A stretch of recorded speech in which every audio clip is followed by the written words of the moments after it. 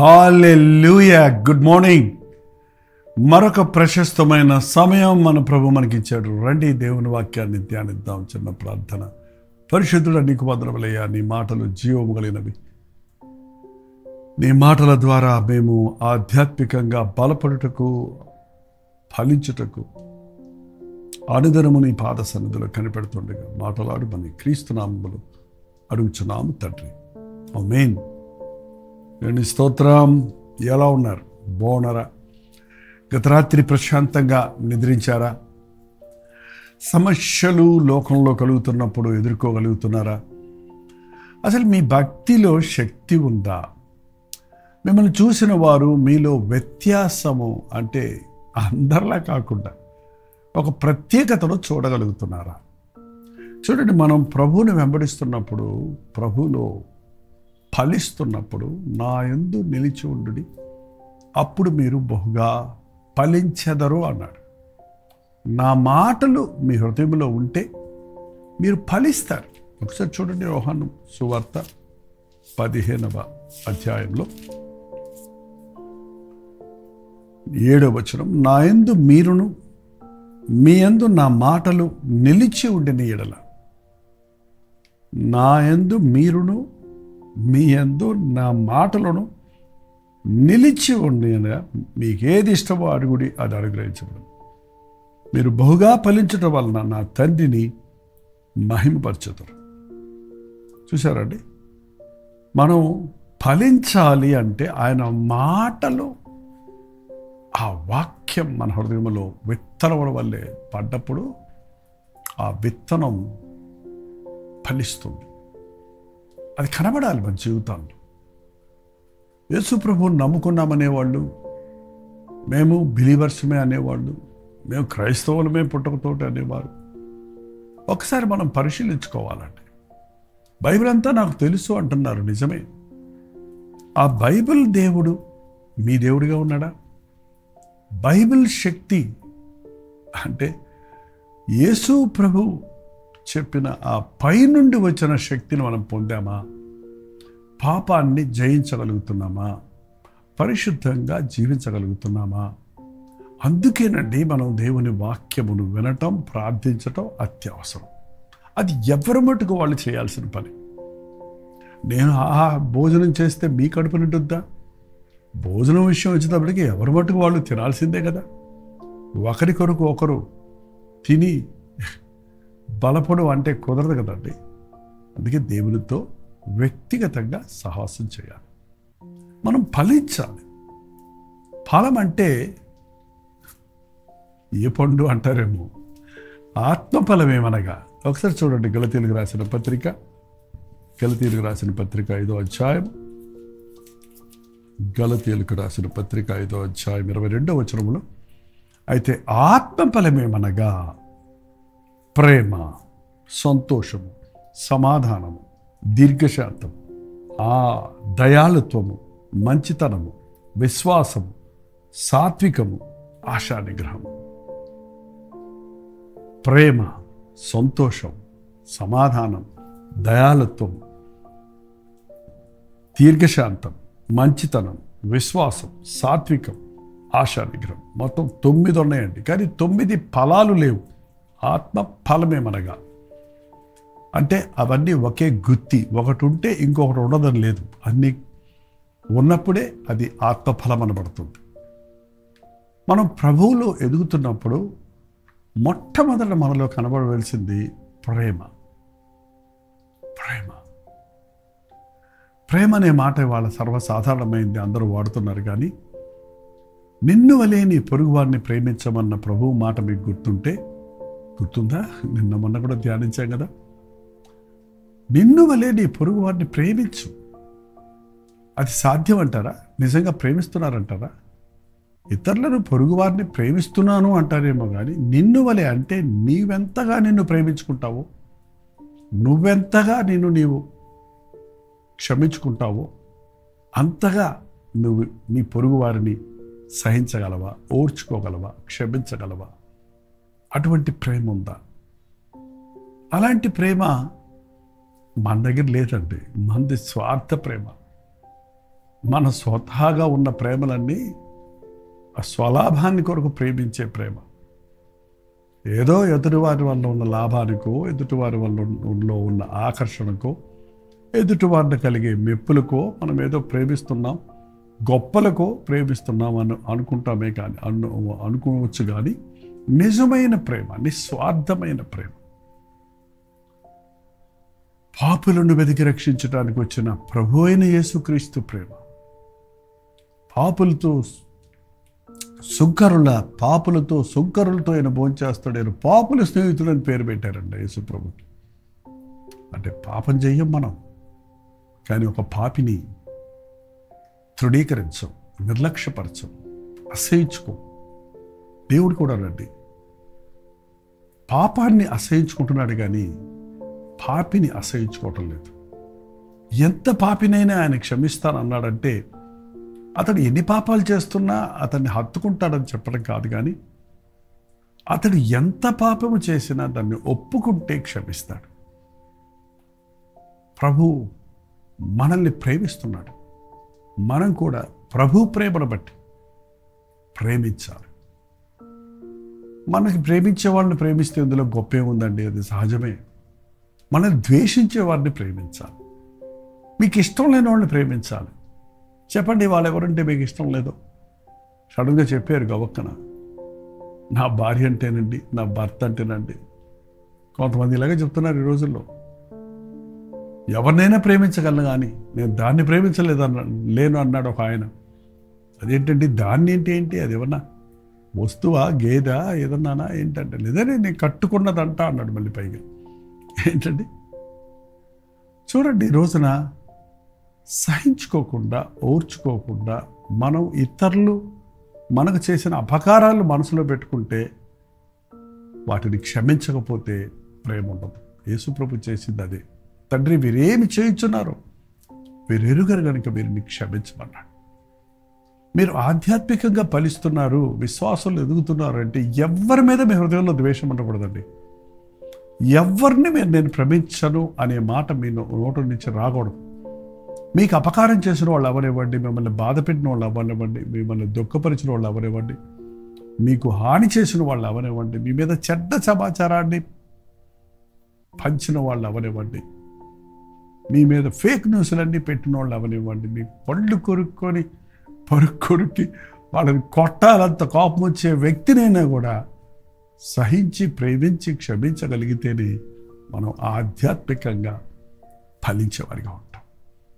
ప్రేమ చాలా ప్రాముఖ్యమైనది ఒక నిజ క్రైస్తవుడికి. క్రీస్తు ప్రేమను కలిగే లోకంలో మనం జీవించాలి. రెండవది సంతోషం. సంతోషం అనేది తెచ్చుకుంటే వచ్చేది కాదండి. పళ్ళు కలిగించడమే సంతోషం అనుకుంటున్నారు చాలామంది. హ్యాపీనెస్, జాయ్ అని రెండు మాటలు ఉన్నాయి తెలుగులో, ఇంగ్లీష్లో. హ్యాపీనెస్ అంటే హ్యాపెనింగ్స్తో వచ్చేది, చుట్టుపక్కల ఉన్న పరిస్థితులను బట్టి వచ్చేది హ్యాపీనెస్. అంటే చుట్టూ అందరూ నవ్వితే మనం నవ్వుతాం, అందరూ ఆర్భాటం చేస్తే మనం కూడా చేస్తాం. అక్కడ పరిస్థితులను బట్టి అన్నీ బాగున్నప్పుడు, మనల్ని అందరూ పొగినప్పుడు, మనకు అన్నీ ఇచ్చినప్పుడు, మనకు అన్నీ ఉన్నప్పుడు మనం సంతోషంగా ఉంటాం. కానీ జాయ్ అంటే ఆనందం, అది అంతరంగంలో నుంచి వచ్చేటువంటి ఆనందం. ఒక నిజమైన విశ్వాసి ఫలించేటప్పుడు పరిస్థితులను బట్టి అతని సంతోషం ఎక్కేది దిగేదిగా కాక, పరిస్థితులను అనుకునేదిగా తన సంతోషం ఉండక, ఎల్లవేళలా అంతరంగంలో నుంచి ఉబికి వచ్చే దేవుడిచ్చే ఆనందాన్ని కలిగి ఉంటాడు. పరిశుద్ధుడైన పౌలు ఫిలిప్పీలకు రాస్తూ ఎక్కడి నుంచి రాశాడు తెలుసా? అంటే చెరసాలలో ఉండి రాశాడు. ఆ రోజుల్లో చెరసాలలు ఎలా ఉండేదో తెలుసా? చాలా బరిగ్గా ఉంటాయి, వాసన పడుతూ ఉంటాయి. అలాంటి బంధకాల్లో ఉండి ప్రభువునందు ఆనందించుడి, మరల చెప్పుదును ప్రభువునందు ఆనందించుడి అని చెప్పగలుగుతున్నాడు. శ్రమలో కూడా ఆనందంగా ఉన్నాడు, ఆనందించమని ఇతరులను ప్రోత్సాహపరుస్తున్నాడు. నిజంగా చెప్పండి, మీ జీవితంలో నిజమైన సంతోషం ఉందా? పరిస్థితుల ప్రభావంతో ఎక్కుతూ దిగుతూ ఉన్నట్టు మీ సంతోషం తాత్కాలికమైనదిగానే ఉందా? ఆత్మఫలం మీలో ఉంటే కష్టంలో కూడా సంతోషించగలుగుతారు. తండ్రి చిత్తము చేయుచున్నానని సిలువలో కూడా ప్రభు ఆనందించగలిగాడు. ఆయన చెమట గొప్ప రక్త బిందువు వలె నేల పడుతున్నప్పుడు కూడా ఆయన ఇంకను తన తండ్రి యందు ఆనందించగలిగాడు.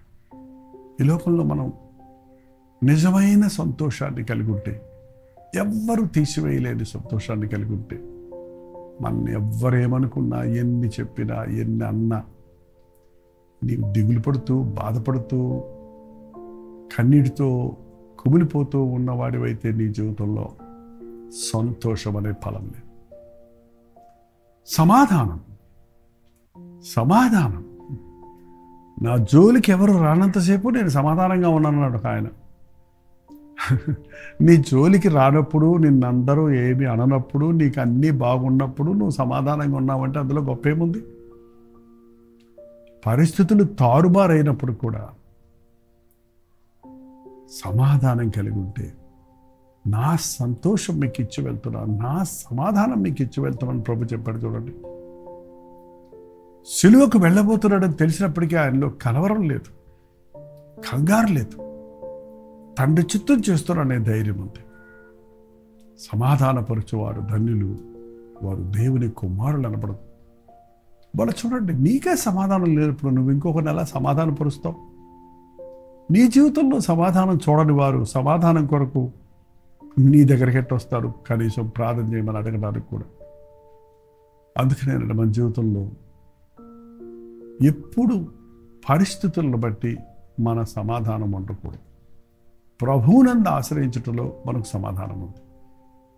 సమాధానాన్ని చూపించే ఒక చిత్రపటాన్ని వేసి తీసుకురమ్మని ఒక ఆర్టిస్టులకి కాంపిటీషన్ పెడితే ఒకరు రకరకాల చిత్రాలు వేసి తీసుకొచ్చారు, ప్రశాంతంగా ఉండే. కానీ ఒకతను తెచ్చిన చిత్రపటం అది విన్ అయింది, ఫస్ట్ ప్రైజ్ వచ్చింది. దాన్ని పెద్ద పిక్చర్ చేసి ఆ హాల్లో పెట్టారు. వచ్చిన వాళ్ళందరూ చూస్తున్నారు, ఇదేంది సమాధానం, ఇందులో ఏముంది? అందులో ఏముందో తెలుసా? అదొక సముద్రం, తుఫాను రేగిన సముద్రం, అలలు ఎగిసి పడుతున్నాయి. ఓడల్లో వెళ్తున్న వారు తెరచాపలు చిరిగిపోతూ ఉన్నాయి, వాళ్ళ తలలన్నీ జుట్టులు పైకి ఎగిరిపోతూ ఉన్నాయి. వారు నోరులు తెరిచి అరుస్తున్నట్టుగా మనుషులు ఉన్నారు ఓడలో ఉన్నవారు. ఆ గోల కింద మెరుపులు కనపడుతున్నాయి. అలాగ ఆ చిత్రపటం చూస్తే అల్లకల్లోలంగా ఉంటే ఇదేమి సమాధానము అంటే, గమనించి చూడండి అంటే, గమనించి చూస్తే ఆ సముద్రంలో ఒక బండ ఉంది. అలలు ఆ బండ మీద ఎగిసి కొడతా ఉన్నాయి, కానీ బండ కదలకుండా ఉంది. అంతే మాత్రమే కాదు, ఆ బండకు ఒక తొర్ర ఉంది, ఆ తొర్రలో ఒక పిట్ట ఉంది. ఆ పిట్ట మాత్రం ప్రశాంతంగా కూర్చొని ఉంది, ఏ భయం లేకుండా కూర్చొని ఉంది. కారణం, ఈ నేను బండ నా ఆశ్రయం. అందుకే దావీదు అన్నాడు, నా దాగు చోటు నీవే నా కొండ, నా బండ. అవునండి, యెహోవాను ఆశ్రయించిన వారికి ఏ మేలు కొదు ఉండదు, ఏ అపాయము నీ గుడారం మీదకు రాదు. నీ చుట్టూ ఎంత గందరగోళం ఉన్నా నీవు ప్రభువును ఆనుకుంటే, ఎవని మనస్సు నేను ఆనుకును వాడిని పూర్ణ శాంతము గలవానిగా కాపాడదు అన్న మాట ప్రకారం మనం సమాధానంగా ఉండగలుగుతాం. పరిస్థితులను బట్టి కృంగిపోయేవారిగా ఉంటాం, పరిస్థితులను బట్టి అలసడి చెందేవారిగా ఉంటాం. ఇవాళ అనేకులకు నెమ్మది లేదండి, నిద్ర పట్టదట. రాత్రులు నిద్రపోతే నిద్ర రావట్లేదనే వాడి మనస్సు కలవరంతో ఉందనే కదా అర్థం, భయాలతో ఉందనే కదా అర్థం. అందుకే ప్రభువు మీద ఆనుకుంటే మనం సమాధానంగా ఉంటాం. మన జీవితంలో నుంచి సమాధానం అనేది ఒక ఫలముగా వస్తుంది. మనం తెచ్చుకొని మనం ప్రయత్నం చేసి తెచ్చుకునేది కాదు, కానీ స్వతహాగానే ఆ ప్రేమ, ఆ సంతోషం, ఆ సమాధానం ఇంక చెప్పుకుంటూ వెళ్తే మరి ఇవన్నీ చెప్పడానికి అది కదా అద్భుత ధ్యానంలో మీరు మళ్ళీ ధ్యానించాలని రోజు చెప్తూనే ఉన్నాను. ఎందుకంటే మీరు యావరేజ్లో 10 నిమిషాల కంటే ఎక్కువ ఒక ప్రోగ్రామ్ను చూడటం లేదు, అందులో పొద్దున్నే హడావిడిగా ఉన్నప్పుడు. అందుకని ఈ మధ్య కొంచెం కుదించాము. అయినప్పటికీ కొంతమంది ఆశతో ఎదురు చూస్తున్నారు. దానికోసం మళ్ళీ సాయంత్రం 1 hour మెసేజ్ ఉంది, తెల్లవారుజాము మళ్ళీ 12 o'clock కూడా ఒక వర్తమానం ఉంది. ముఖ్యంగా ఇతర దేశాల్లో ఉన్నవారు వాక్యం కొరకు ఎంతగానో ఆకలితో ఉన్నారు. మీరు కూడా ఒక్క థాట్, దేవుని మాట ఒక్కటి నీ మనసులో పడితే అది ఫలిస్తుందండి. అది ధ్యానిస్తే దాంట్లో నుంచి మీ అవసరతలన్నీ తీరినట్లుగా, మీ అనుమానాలన్నీ తీరినట్లుగా, మిమ్మల్ని ఆధ్యాత్మికంగా బలపరచున్నాడు. ఒక పిల్ తీసుకుంటే ఎలాగా మల్టీవిటమిన్ పిల్ ఇస్తున్నాడు చూడండి, ఎలా విటమిన్స్ డెఫిషియన్సీ తగ్గుతుందో అలాగా ఒక్క మాట, దేవుని మాట కనీసం మింగితే, నీ గుండెల్లో చేరితే నీ బలహీనతలన్నింటినీ సరిచేస్తుంది. సాతానుని ఎదిరించగలిగిన శక్తిని అనుగ్రహించటమే కాదు, నీవు ఫలించి అభివృద్ధి చెందినట్లుగా ఆత్మ ఫలములు ఫలించే వారిగా మనం ఉండగలుగుతాం. ప్రేమ, సంతోషం, సమాధానం. ఇంకేమో చూడండి, ప్రేమ, సంతోషం, సమాధానం, దీర్ఘశాంతం, దయాళుత్వము, మంచితనము, విశ్వాసము, సాత్వికము, ఆశానిగ్రహము. దీర్ఘశాంతం, దయాళుత్వం, మంచితనం, విశ్వాసం, సాత్వికం, ఆశానిగ్రహం. ఒక క్రైస్తవుడు ఎలా ఉండాలి అని అడిగితే ఎలా ఉండాలండి? చూసిందల్లా కొనుక్కునేవాడిగా, కన్ను ఆశించిందల్లా తెచ్చుకునేవాడిగా, శరీరం ఆశించిన దానికంతా లొంగిపోయేవాడిగా కాక జయ జీవితాన్ని కలిగి ఉండాలి. ఆశా నిగ్రహం కలిగి ఉండాలి. తన ఇచ్ఛలను, తన ఆశలను సిలువ వేయగలిగిన వాడిగా ఉండాలి. విశ్వాసం కలిగి ఉన్నవాడే క్రైస్తవుడు. విశ్వాసం లేకుండా దేవునికి ఇష్టడై ఉండడం అసాధ్యం. మనం వెలుచూపును బట్టి కాక విశ్వాసం బట్టి నడుచుకుంటున్నాం. మన భక్తి విశ్వాసములో దినాభివృద్ధి పొందాలి. మన జీవితంలో సాత్వికం, ఆ దీనత్వం, ఆ అణుకువ, ఆ ప్రేమ, ఆ యొక్క మిక్సర్ అంటే సాత్వికం అంటే దీనత్వము, సాత్వికము, దీనత్వము, ప్రేమ, కనికరము, దయ, ఇవన్నీ కలిసిన పరిపూర్ణమైనటువంటి స్వభావం. యేసు ప్రభువును నమ్మిన వారి జీవితాల్లో ఇవి కనబడితేనండి ఈ లోకమంతా ఈ పాటికి ప్రభువును వైపు తిరిగి ఉండేవారు. మనం ఆయన పేరు పెట్టుకుంటున్నాం, ఆయన్ని వెంబడిస్తున్నాం. ఇది ఓవర్ నైట్లో మనకి రావాలని ఎదురు చూడడంతో ఒక చెట్టు నాటినప్పుడు అది ఫలిస్తుంది, కానీ తగిన సమయం అందు ఫలిస్తుంది, దానికి సిద్ధపడుతుంది. విశ్వాసులుగా అందుకే వాక్యంతో మనల్ని సిద్ధపరుస్తున్నాడు ప్రభు. కానీ సంవత్సరాల తరబడి వాక్యం వింటున్న మీరు ఇంకా ఫలించని చెట్టు వలె ఉంటే మంచి ఫలము ఫలించని ప్రతి చెట్టు నరికివేయబడును అని ప్రభు చెప్పినట్లుగా ఇదిగో ప్రభు రాకడ సమీపంగా ఉంది. ప్రతి వానికి తీర్పు తీర్చబడుతుంది. దేవుడిచ్చిన అవకాశాలు ఉపయోగించుకుందాం. దినదినాము దేవునితో సహవాసం చేస్తూ ఆధ్యాత్మిక జీవితంలో వర్ధిల్లుతాం. ఆత్మఫలములు ఫలించి మన చుట్టూ ఉన్న వారికి ఆశీర్వాదకరంగా జీవిద్దాం. ప్రార్థన. పరిశుద్ధుడా, ప్రేమగల తండ్రి, మరోసారి నీ పాదాల దగ్గరికి వస్తున్నామయ్యా. నీ అందు నిలిచి ఫలించుటకు సహాయం చేయము.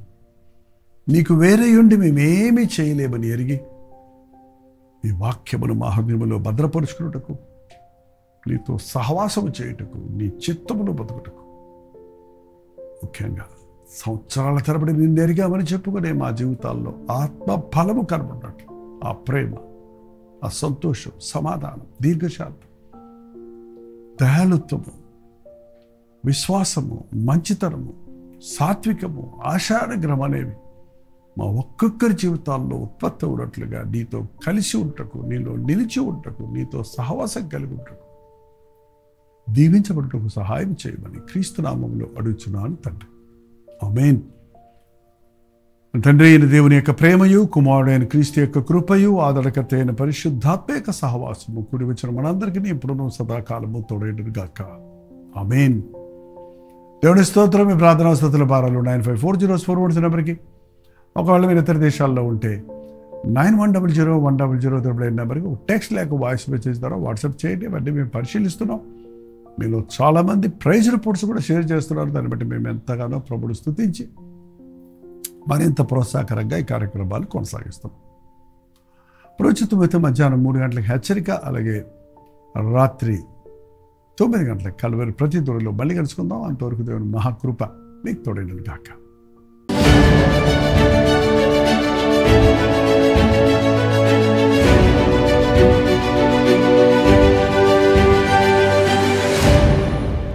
హల్లెలూయా. భీమవర పరిసర ప్రాంతాల్లో ఉన్న వారికి శుభవార్త. ప్రభుచితమైతే జూలై 10వ తారీఖున భీమవరంలో 1 డే గెట్ టుగెదర్ ఏర్పాటు చేస్తున్నామని తెలియజేయడానికి సంతోషిస్తున్నాను. మధ్యాహ్నం 2 గంటల నుంచి 6 గంటల వరకు, మళ్ళీ 6 గంటల నుంచి 10 గంటల వరకు 2 సెషన్స్గా మన భీమవరం పట్టణంలో 1 డే గెట్ టుగెదర్ని ఏర్పాటు చేస్తున్నాం.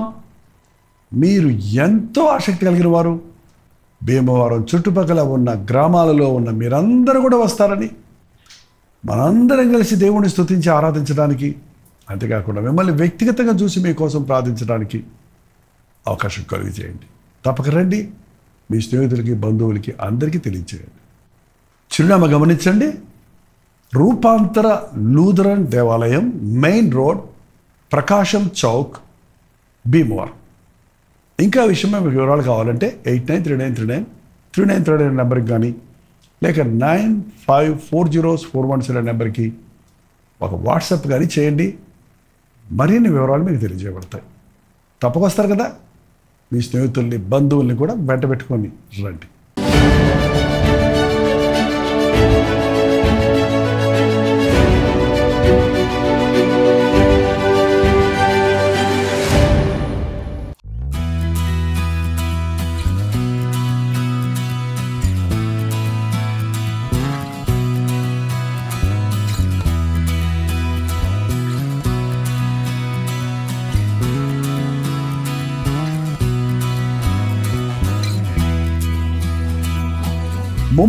ముంబై పరిసర ప్రాంతాల్లో ఉన్న వారికి శుభవార్త.